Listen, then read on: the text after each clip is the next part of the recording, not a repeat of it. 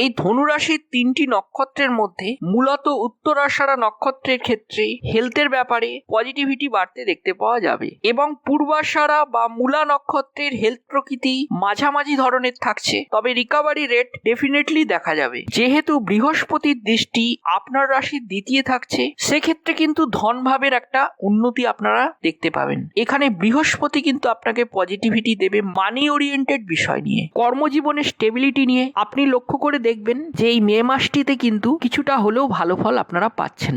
10ই মে সপ্তমপতি প্রবেশ করবেন রাশি সাপেক্ষে 10মে, সেক্ষেত্রে 11ই মে থেকে আমরা যে সময়টি পাচ্ছি ব্যবসা ক্ষেত্রটি ভালো হবে। সেক্ষেত্রে বিজনেসের ক্ষেত্রে এক কথায় বলতে গেলে ভালোই। রিলেশনশিপ মোটামুটি ভালোই দেখতে পাওয়া যাচ্ছে। এখন মাঝখানে কিছুটা প্রবলেম ছিল, তবে এখন মোটামুটি বেটারের দিকেই চলছে। রিলেশনশিপ থেকে বিয়ে তারও কিন্তু একটা অবকাশ দেখতে পাওয়া যাচ্ছে। যারা শিক্ষার ক্ষেত্রে আছেন তাদের ক্ষেত্রে এটাই বলবো যে আপনারা উচ্চ শিক্ষার ক্ষেত্রে অগ্রগতি করুন, তারই সঙ্গে সঙ্গে হলুদ রং ব্যবহার করবার চেষ্টা করুন। হলুদ বস্ত্র, হলুদ পোশাক আপনাদের জন্য যথেষ্ট পজিটিভিটি আনতে চলেছে।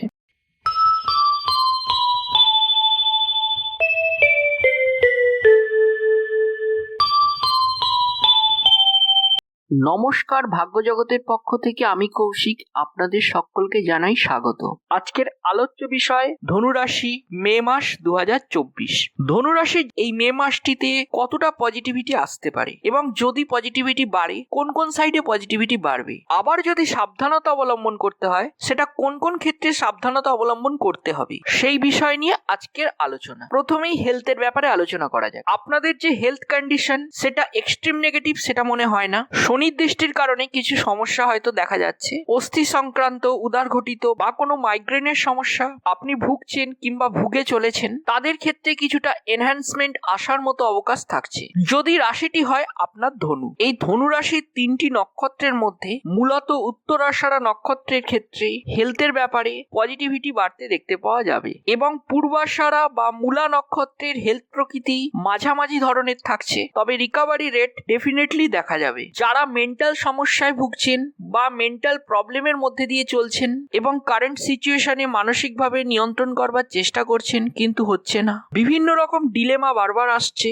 এগোতে গিয়েও হয়তো পিছিয়ে যাচ্ছেন, চিন্তা হয়তো প্রচুর পরিমাণে রয়েছে, তাদের ক্ষেত্রে কিন্তু কিছুটা পজিটিভিটির মাত্রা বাড়তে দেখতে পাওয়া যাবে।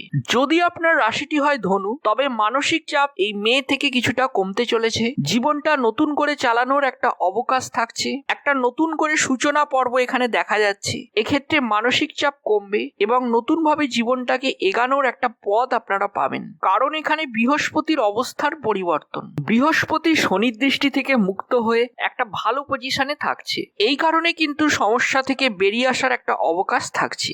যদি আপনার রাশিটি হয়ে থাকে ধনু, প্রাথমিকভাবে যে কোনো ধরনের হেলথের একটা ইমপ্রুভমেন্ট দেখা যাচ্ছে। স্পেশালি মেন্টাল হেলথের ক্ষেত্রে অনেকটাই বেটারমেন্ট এখানে দেখতে পাওয়া যাবে। এই যে মেন্টাল হেলথের একটা সমস্যা নিয়ে দীর্ঘদিনের আপনার পথ চলা, দীর্ঘদিন ধরে নানা রকম অসুবিধার মধ্যে যারা সংযুক্ত রয়েছেন, তাদের ক্ষেত্রে কিন্তু এবার কিছুটা বেটারমেন্ট এক্সপেক্ট করা যেতেই পারে। মানসিক সমস্যা, স্বাস্থ্য সমস্যা উভয় ক্ষেত্রেই উন্নতি হবে। তবে যাদের ক্রনিক ডিজিজ আছে তাদের ক্ষেত্রে কিন্তু এই সময়টা মোটামুটি থাকছে। তাদের ক্ষেত্রে যে একেবারেই সব ঠিক হয়ে যাবে সেটা নয়, কারণ তাদের বার্থ চার্টে যদি সেই খারাপ অবস্থা থাকে সেক্ষেত্রে সেই বার্থ চার্টেরও ফল কিন্তু আপনারা পাবেন। কিন্তু তার সাথে সাথে এই গোচরের ফল অনুযায়ী কিছুটা হলেও কিন্তু যাদের এই সমস্যা রয়েছে তাদের ক্ষেত্রে কিন্তু কিছুটা হলেও রিলিফ পাবেন, এটা বলা যেতেই পারে। এবারে আসা যাক মানি বা গ্রোথ রিলেটেড আলোচনায়। রাশি যদি আপনার ধনু হয়ে থাকে, অনেকেই মানি রিলেটেড ব্যাপারে প্রচুর পরিমাণে ভুগছেন এবং শুধু এটা নয় যে অর্থ আসছে না, তার সঙ্গে কিন্তু দেনাও হয়তো রয়েছে, কিংবা হয়তো সেই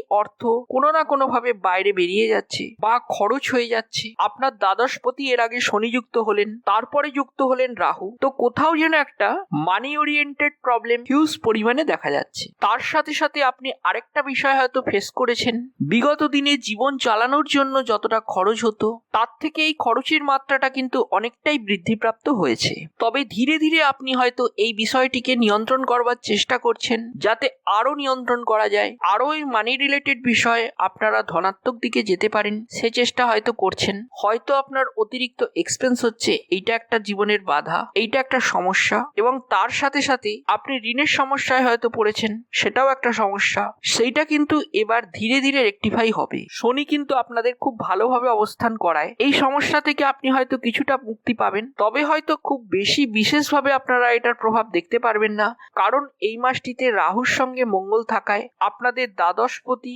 রাহুযুক্ত থাকায় এই যোগটাতে কিন্তু অনেকটা প্রবলেম দেখতে পাওয়া যাচ্ছে। সেক্ষেত্রে একটা অ্যাভারেজ আপনারাও কিন্তু ফল পাবেন। এক্ষেত্রে আপনাদের শনিদেব পজিটিভিটি দিচ্ছে, রাহু মঙ্গলের সংযোগের কারণে সেখান থেকে কিছুটা নেগেটিভিটি আপনারা পাচ্ছেন। তো এই দুটি মিলিয়ে যেটা আসছে সেটা মোটামুটি একটা অ্যাভারেজ ফল আপনারা পাবেন, এটা বলা যেতেই পারে। যেহেতু বৃহস্পতির দৃষ্টি আপনার রাশির দ্বিতীয় থাকছে, সেক্ষেত্রে কিন্তু ধন ভাবের একটা উন্নতি আপনারা দেখতে পাবেন। এখানে বৃহস্পতি কিন্তু আপনাকে পজিটিভিটি দেবে মানি ওরিয়েন্টেড বিষয় নিয়ে, যে দ্বিতীয় ভাব আপনাদের অর্থনৈতিক বিকাশের ক্ষেত্রে অতিরিক্ত জরুরি একটা ঘর বা হাউস।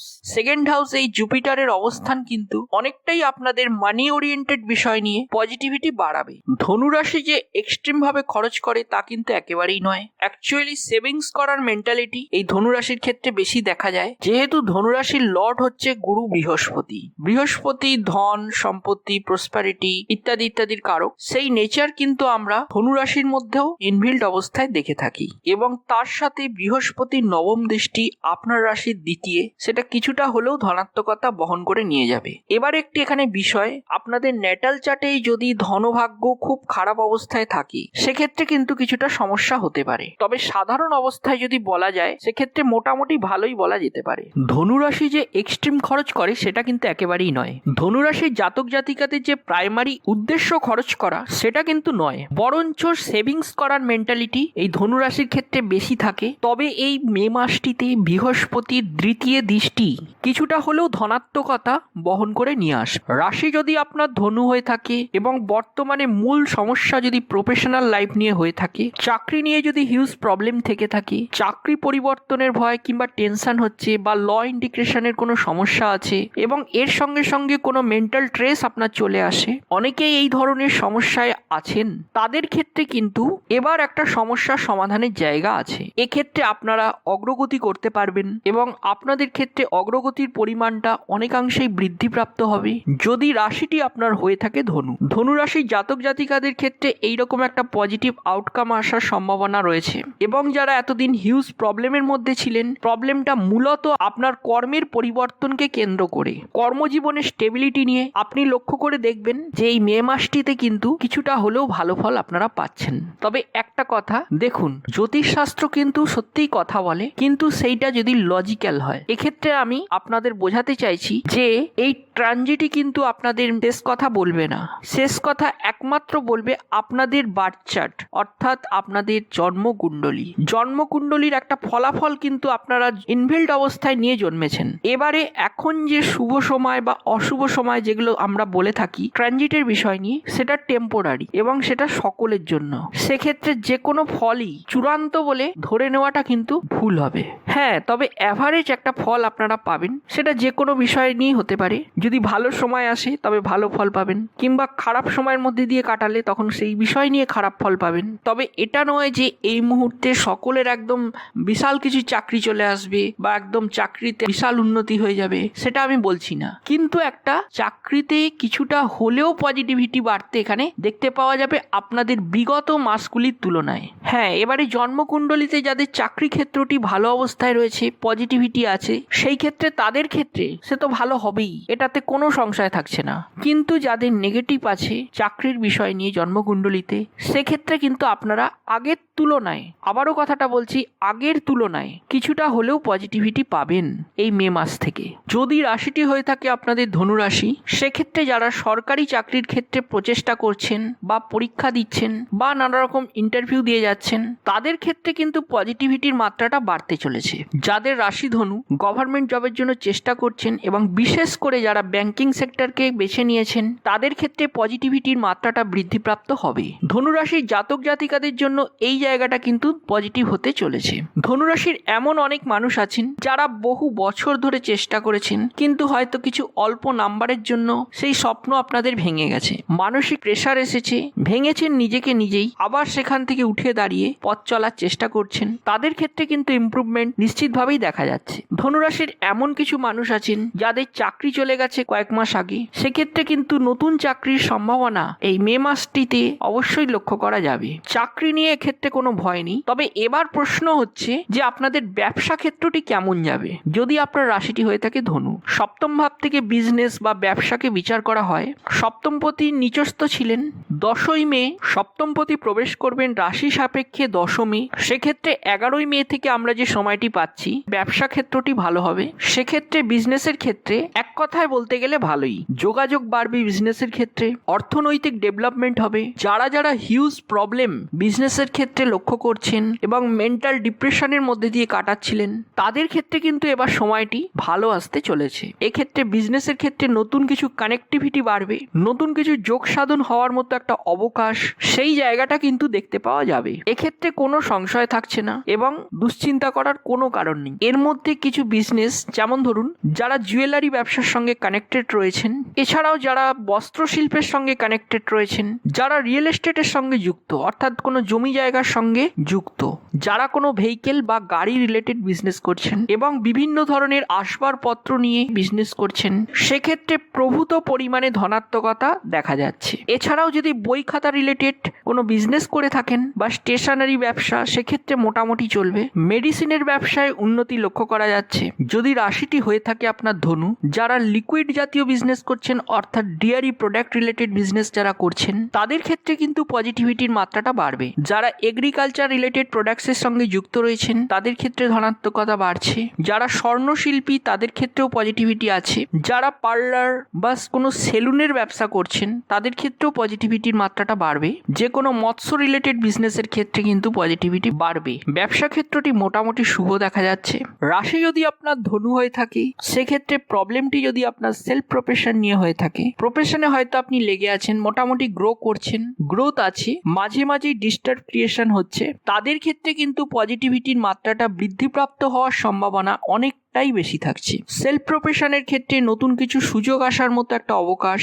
যাদের ক্ষেত্রে প্রফেশনটা মূলত কমিউনিকেশন রিলেটেড, তাদের ক্ষেত্রে কিন্তু পজিটিভিটি থাকছে। এবারে আমরা আলোচনা করব এডুকেশন রিলেটেড। এডুকেশনের ক্ষেত্রে মোটামুটি একটা লেভেল দেখা যাচ্ছে। বিভিন্ন রকমের এডুকেশনাল প্রবলেম আপনি এর আগে কিন্তু একটা ফেস করেছেন এবং ধনুরাশির ক্ষেত্রে দেখা যায় যে এডুকেশনের ক্ষেত্রে একটা অদম্য ইচ্ছা, সেটা কিন্তু দেখতে পাওয়া যায় এবং তাদের ক্ষেত্রে সেই অ্যাচিভমেন্ট কিন্তু প্রাপ্তও হয় এবং আস্তে আস্তে গ্রোথ, অপরচুনিটি, এগুলো কিন্তু এদের ক্ষেত্রে দেখা যায়। এক্ষেত্রে কিন্তু কোনো সন্দেহ থাকছে না। তবে মূলত যে সমস্যাটা এই সময় দেখতে পাওয়া যাচ্ছে, সেটা কিন্তু একটা হায়ার লেভেলে এডুকেশনের ক্ষেত্রে বারংবার বাধার মধ্যে পড়েছেন। সেক্ষেত্রে কিন্তু পজিটিভিটির মাত্রাটা ধীরে ধীরে বৃদ্ধিপ্রাপ্ত হবে।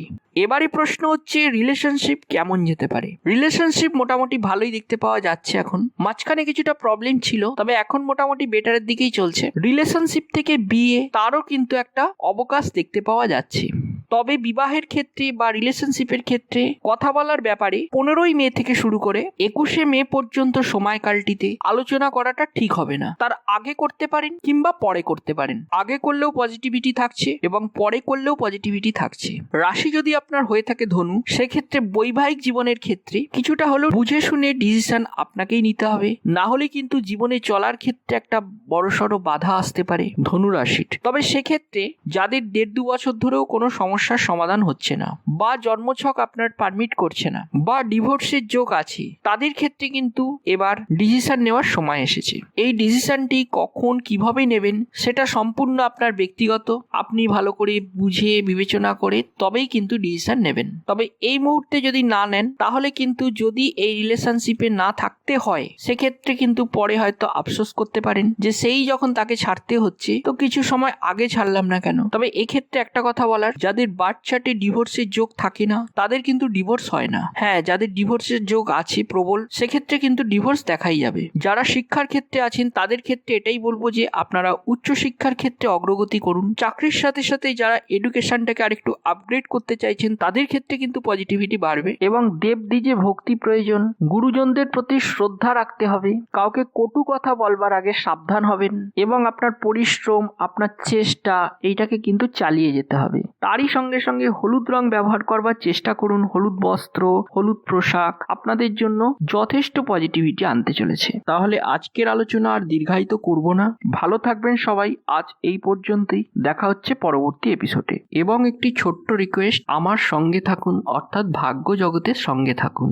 এবং অনেক বেশি বেশি করে সাবস্ক্রাইব করুন এই ভাগ্য জগৎ চ্যানেলটিকে। এবং আমার এই ভিডিওটি যদি ভালো লেগে থাকে তবে ভিডিওটিকে লাইক করতে ভুলবেন না এবং আপনাদের আপনজনদের কাছে শেয়ার করতে ভুলবেন না, যাতে তারাও এই ভিডিওটি থেকে উপকার পায়। এবং আপনারা ভবিষ্যতে কি ধরনের ভিডিও দেখতে চান বা পছন্দ করেন সে বিষয়ে আমাকে কমেন্টস করে অবশ্যই জানাবেন। আমি চেষ্টা করব আপনাদের এই পছন্দ বিষয়গুলির ওপর ভিডিও বানাতে।